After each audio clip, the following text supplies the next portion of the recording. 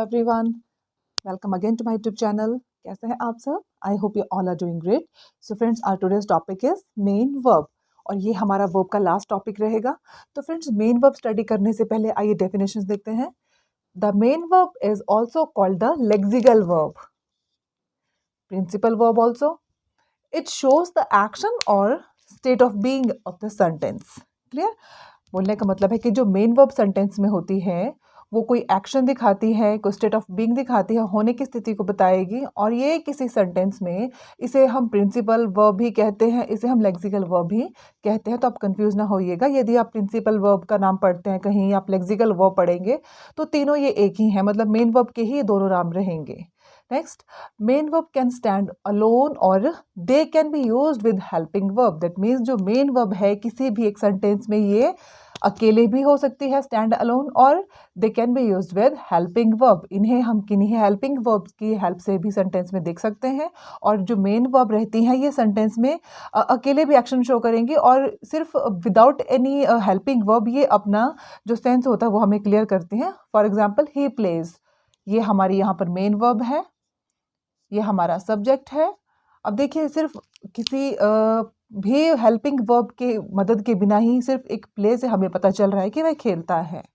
He plays, वह खेलता है. जबकि यहाँ पर कोई और हेल्पिंग वर्ब या कुछ और सेंटेंस में नहीं दिया गया, कोई प्रेपोजिशन यहाँ नहीं है, कोई पार्ट ऑफ प्रेडिकेट यहाँ पर कुछ भी नहीं है.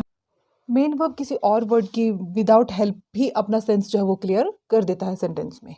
नेक्स्ट है जैसे आई राइट. राइट हमारी मेन वर्ब है. मैं लिखता हूँ. मैं ये नहीं बता रहा हूँ कि मैंने क्या लिखा या मैंने किस पर कुछ लिखा या मैं कहाँ लिख रहा हूँ. सिर्फ यहाँ कहा गया है कि आई राइट, मैं लिखता हूँ. तो भी मेरी सेंस क्लियर हो रही है कि हाँ मैं लिखता हूँ.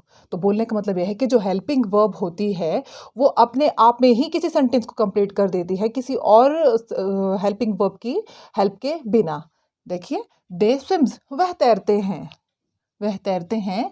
तो स्विम्स, यहाँ स्विम हमारा हमारा मेन वर्ब है. ठीक है, सॉरी, ये हमारा मेन वर्ब है. और यहाँ पर भी किसी और हेल्प के बिना सिर्फ वे तैरते हैं के बिना हमें पता चल जा रहा है कि यहाँ पर तैरने का काम हो रहा है, तैरा जा रहा है. ठीक है, तो कंक्लूजन यदि मैं करूँ इस बात का मेन वर्ब का, तो ये बताना चाहती हूँ कि जो मेन वर्ब होती है ये किसी सेंटेंस में किसी एक्शन को बताएगी, किसी स्टेट ऑफ बीइंग को बताएगी. ये अकेले भी स्टैंड करती है किसी सेंटेंस में और ये हेल्पिंग वर्ब्स की हेल्प के साथ भी स्टैंड करती है. तो भी अपना मीनिंग को ये क्लियर करती है. एक हेल्पिंग वर्ब का एग्जाम्पल लेते हैं.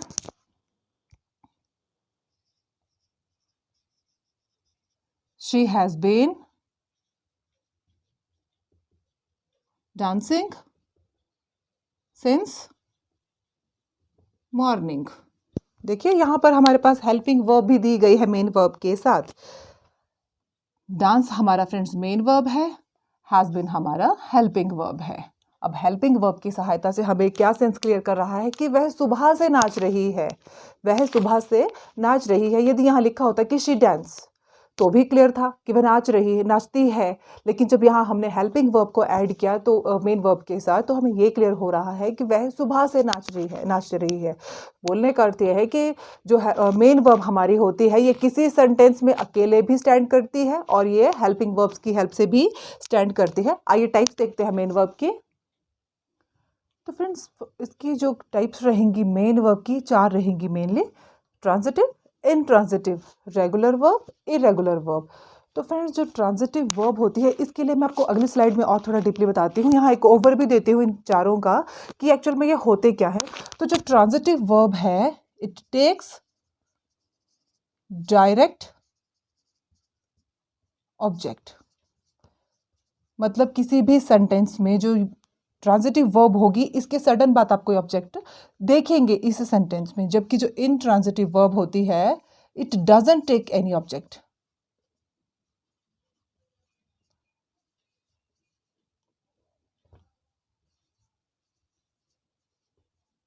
क्लियर. सकर्मक क्रियाएं वह क्रियाएं होती हैं जिनमें हम क्रिया के बाद कोई ऑब्जेक्ट देखेंगे जिस पर ये एक्शन किया जा रहा है. ठीक है, जिस पर कोई एक्शन किया जा रहा है. मैं फुटबॉल खेल रहा हूँ, आई प्ले फुटबॉल. मैं खेल रहा हूँ, खेलता हूँ, लेकिन क्या खेल रहा हूँ?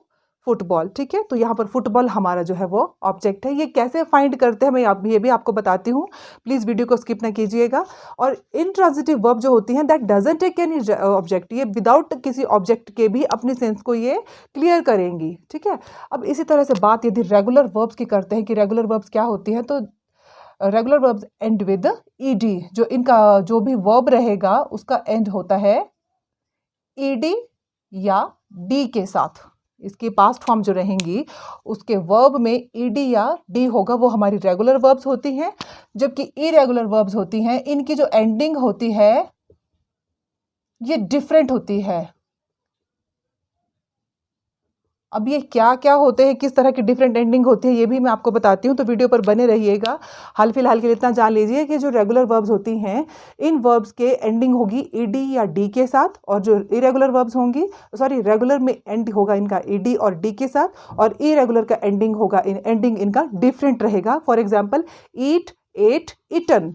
और जो रेगुलर वर्ब है इस पर मान लीजिए वॉक, वॉक्ड, वॉक्ड। क्लियर, तो जो वॉक की जो एंडिंग थी, इसका जो पास्ट फॉर्म है वॉक का, walked second form, third form. ठीक है, तो इसकी जो एंडिंग है वो ईडी से रहेगी। जबकि जो इरेगुलर वर्ब्स हैं इनकी जो वर्ब बेस वर्ब हमारी मान लीजिए ईट है हमारी बेस वर्ब, जो इसकी सेकंड वर्ब रहेगी वो रहेगी एट, और थर्ड इटन। अब इनकी एंडिंग आप देख सकते हैं कितनी डिफरेंट रही है रेगुलर वर्ब के मुकाबले में। Let's study about transitive verb. A verb that requires a direct object which shows whom or what receives the action. That means एक ऐसी verb जो require करती है direct object को किसी sentence में, which shows, ये object हमें बताता है which shows whom और what, किसको या क्या, receives the action, action को receive कर रहा है, एक ऐसा object। ठीक है, एक ऐसी वर्ब जो रिक्वायर करती है किसी ऑब्जेक्ट को सेंटेंस में, जो हमें बताता है कि एक्शन जो है ये कौन या किस पर हो रहा है। तो जो ये हमारा ऑब्जेक्ट है ये कोई नाउन भी हो सकता है, that may be noun, pronoun और noun phrase that follow the verb. That means ये वर्ब के बाद ही स्टैंड करेगा किसी भी sentence. Let's take some examples. I received a letter. I received what? Letter. To make yourself comfortable to know about object, how you will find object in any sentence, I'm giving you one trick to find object. To find object, what you have to do, you have to find your verb in sentence. जब आप अपनी verb को sentence में find करते हो, then you have to do one thing, you have to ask two questions from your verb, that is what और whom। आपको verb से दो सवाल करने हैं, क्या या किसको। यदि आपको इन दोनों के जवाब मिल जाते हैं तो आप इजी हो जाते हैं अपने ऑब्जेक्ट को फाइंड करने के लिए। और यदि आप अपने ऑब्जेक्ट को सेंटेंस में फाइंड कर लेते हैं तो डेफिनेटली आपकी जो वर्ब है वो ट्रांजिटिव वर्ब होगी। Clear? So first one is I received a letter. Now ask first question, आप लास्ट पार्ट छोड़ दीजिए। I received what? आई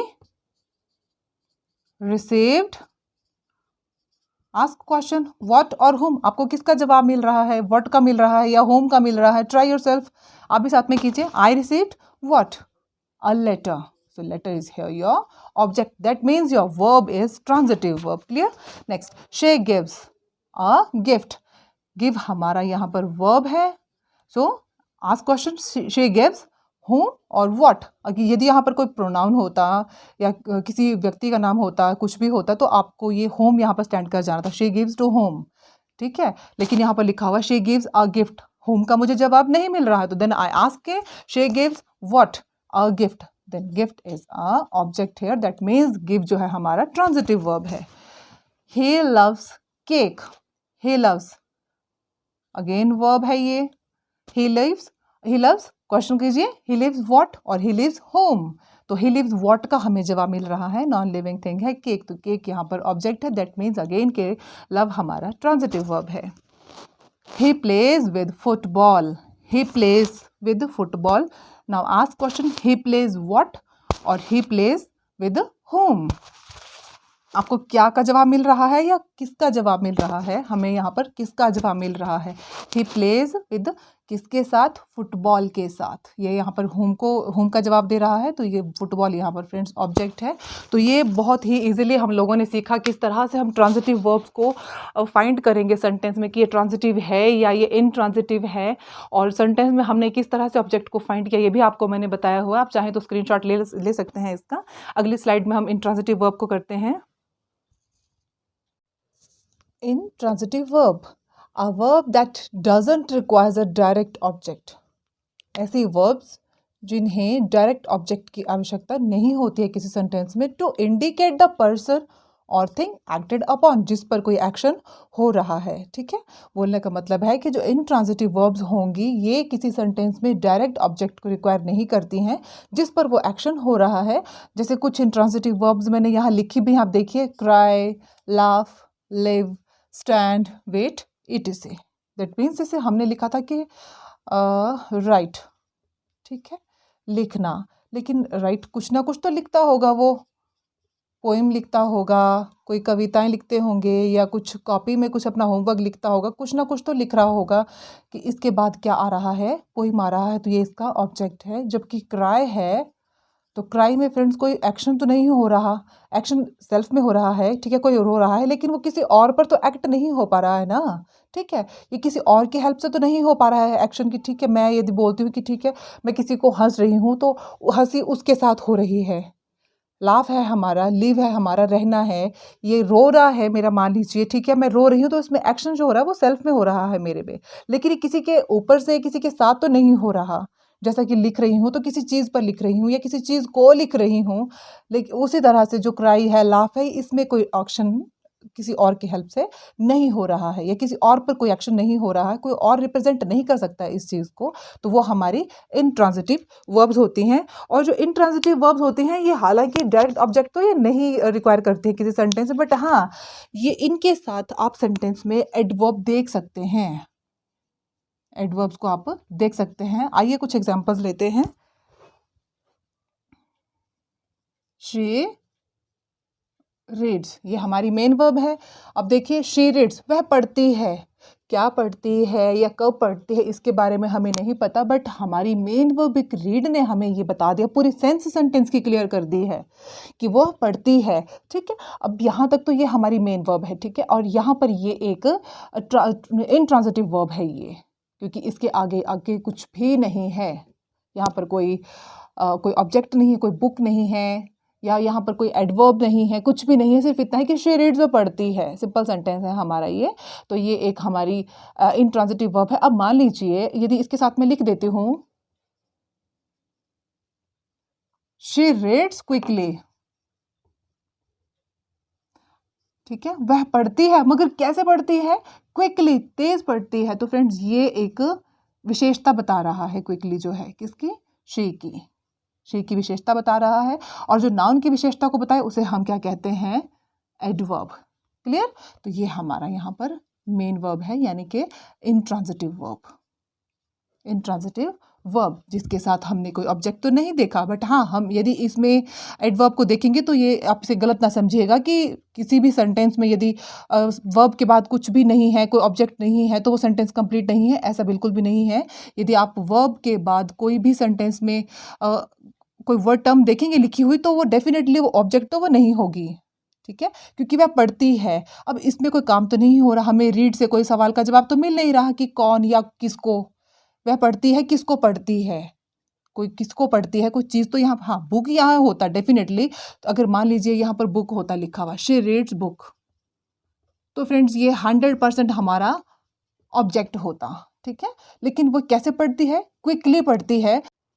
तो मैं आपको ये क्लियर करना चाहती हूँ कि इनट्रांजिटिव के केस में आप वर्ब के साथ एडवर्ब फ्रेज को देख सकते हैं, जबकि आप इसमें कोई ऑब्जेक्ट को नहीं देखेंगे। यदि ऑब्जेक्ट यहाँ पर होगा तो ये इनट्रांजिटिव नहीं होगा, फिर उस सेंस में ये फ्रेंड्स हमारा होगा ट्रांजिटिव वर्ब। अब देखिए ये सेंटेंस है, his friends laughed at him, उसके दोस्त हंसते हैं किसके ऊपर? उसी के ऊपर, उसके दोस्त उस पर हंसते हैं।